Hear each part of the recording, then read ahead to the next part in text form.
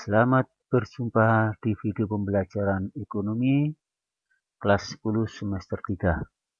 Pada kesempatan ini saya akan menyajikan pokok bahasan materi ketenagakerjaan dan pengangguran. Oke. Nah, pada kesempatan ini kita harus tahu nanti apa itu angkatan kerja, tenaga kerja, kesempatan kerja, pekerja, pengangguran, dampak, dan cara mengatasinya. Itu kita mulai apa itu angkatan kerja. Di sini dikatakan bahwa angkatan kerja adalah penduduk usia produktif. Yang mana usia itu adalah usia 15 tahun sampai dengan 64 tahun. Yang sudah mempunyai pekerjaan, di samping itu ada yang tidak bekerja maupun yang sedang aktif mencari pekerjaan. Sedangkan bukan angkatan kerja adalah mereka yang berumur 10 tahun ke atas, yang kegiatannya hanya bersekolah, mengurus rumah tangga, dan sebagainya. Nah, sedangkan tenaga kerja sendiri berdasarkan Undang-Undang Nomor 13 Tahun 2003, tenaga kerja adalah setiap orang yang mampu melakukan pekerjaan guna menghasilkan barang atau jasa, baik untuk memenuhi kebutuhan sendiri maupun untuk masyarakat.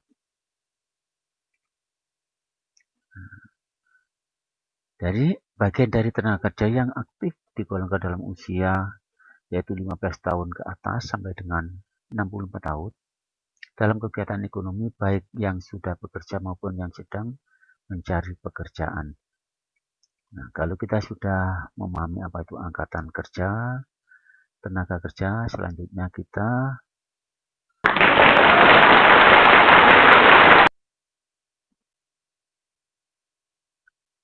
apa itu kesempatan kerja, pekerja, pengangguran. Oke, baiklah. Nah, jadi kesempatan kerja ini merupakan kebutuhan tenaga kerja yang kemudian secara real diperlukan oleh perusahaan atau lembaga penerima kerja pada tingkat upah, posisi, dan syarat kerja tertentu yang diinformasikan melalui iklan atau lain-lain. Sedangkan pekerja, setiap orang yang menghasilkan barang atau jasa yang mempunyai nilai ekonomis baik yang menerima gaji atau bekerja sendiri yang terlibat dalam kegiatan manual. Sebagai tenaga kerja yang bekerja di dalam hubungan kerja pada pengusaha dengan menerima upah dan atau imbalan dalam bentuk lain. Pengangguran, seorang yang sedang tidak bekerja tetapi sedang mencari pekerjaan, sedang mempersiapkan suatu usaha baru, tidak memiliki pekerjaan karena merasa tidak mungkin mendapat pekerjaan, sudah mendapat pekerjaan tapi belum mulai bekerja.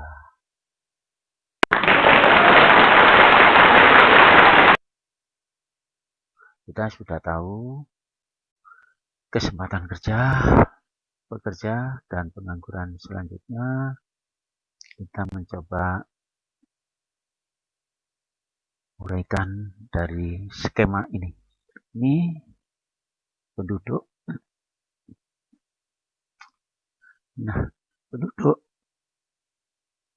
Ada penduduk dalam usia kerja sebagai tenaga kerja.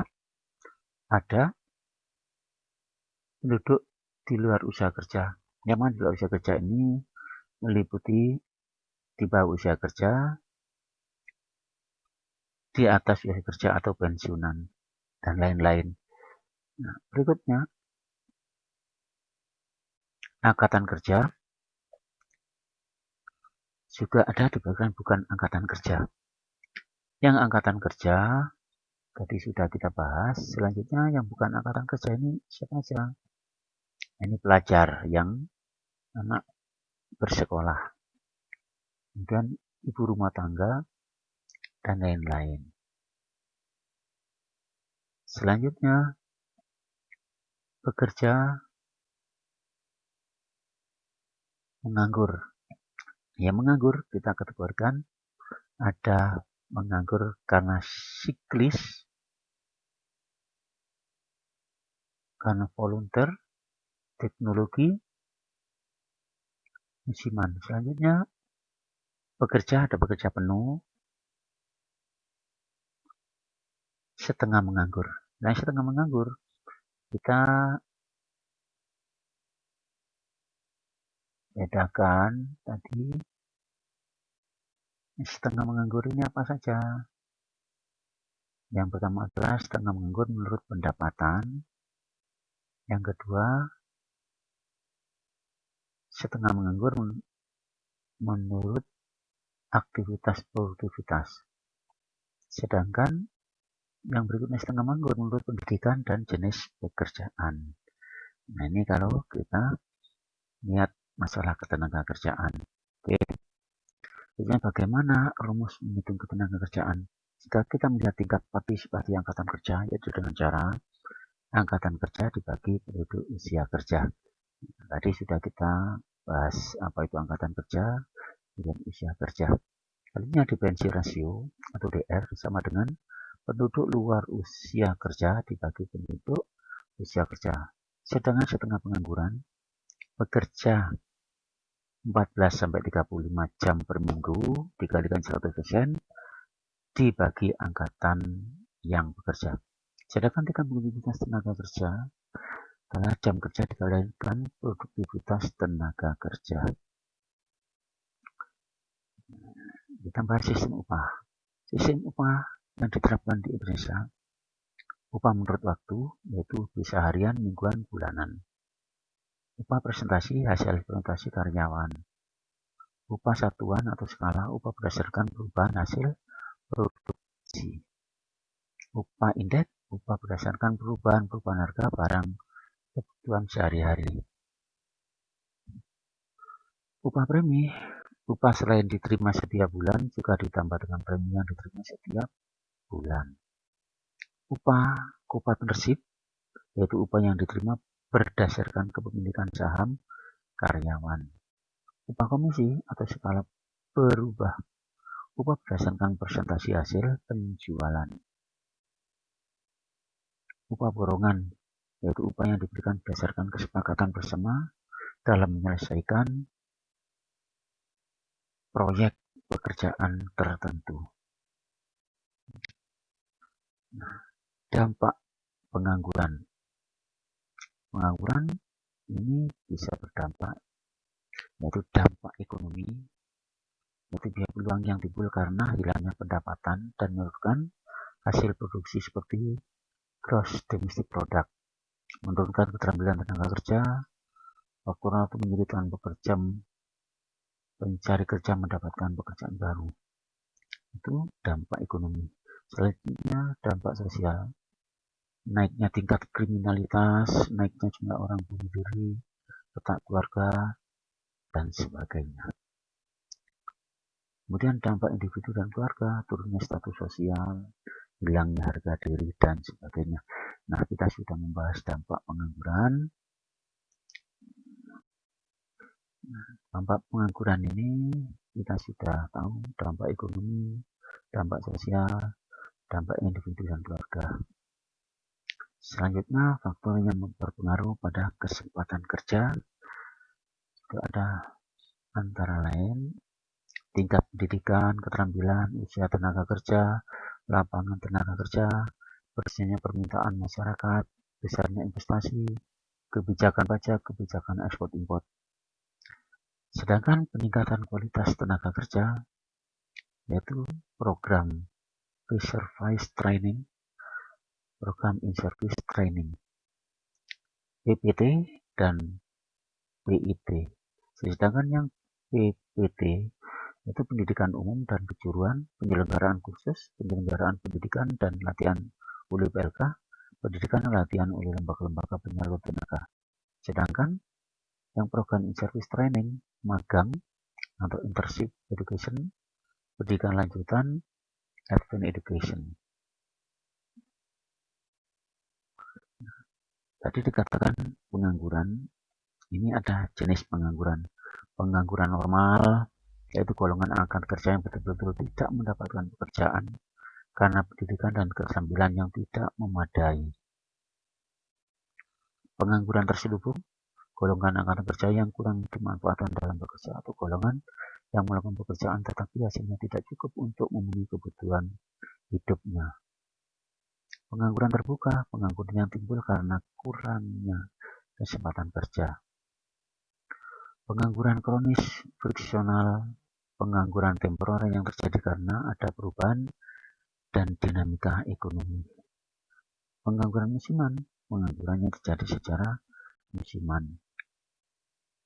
Pengangguran konjuktur, di sini adalah pengangguran yang terjadi karena berkurangnya permintaan barang dan jasa, biasanya saat terjadi resesi. Yang kelima, pengangguran struktural, pengangguran yang muncul akibat terjadinya perubahan struktur ekonomi, misalnya dari agraris ke industri. Yang keenam, pengangguran sukarela, pengangguran yang terjadi karena adanya orang yang sukunya masih dapat bekerja tapi dengan sukarela tidak mau bekerja, misalnya jam malas atau sudah kaya.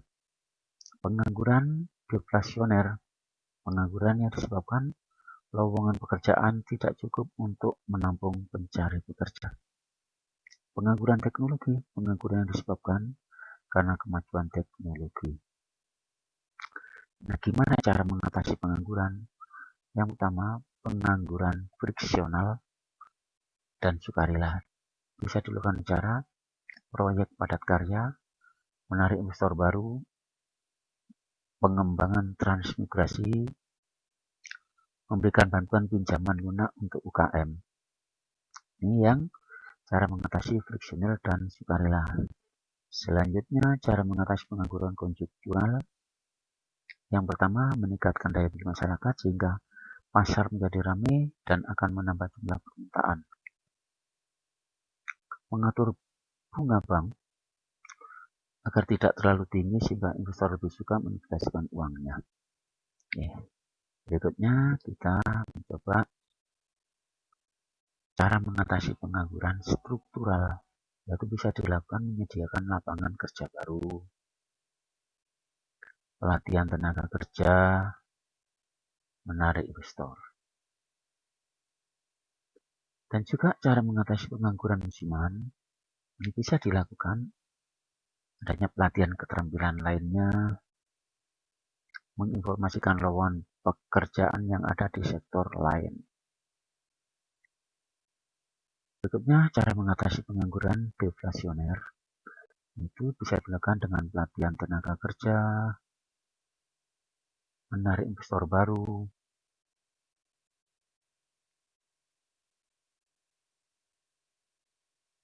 cara mengatasi pengangguran teknologi. Ini bisa dilakukan mempersiapkan masyarakat untuk dapat mengikuti perkembangan teknologi dengan cara memasukkan materi kurikulum pelatihan di sekolah. Yang berikutnya, pengenalan teknologi sejak dini. Pelatihan tenaga pendidik untuk penguasaan teknologi. Ini cara mengatasi pengangguran teknologi. Nah, di sini bisa kita gambarkan grafik hubungan antara pengangguran dan inflasi, yaitu kurva Phillips, yang mana jika semakin tinggi inflasi, maka tingkat pengangguran semakin berkurang. Nah, inflasi itu apa? Perubahan naiknya harga secara terus-menerus secara waktu jangka panjang dan nilai uang yang beredar di masyarakat banyak. Nah, di sini bisa kita gambarkan. Jika semakin tinggi inflasi, maka tingkat pengangguran semakin berkurang.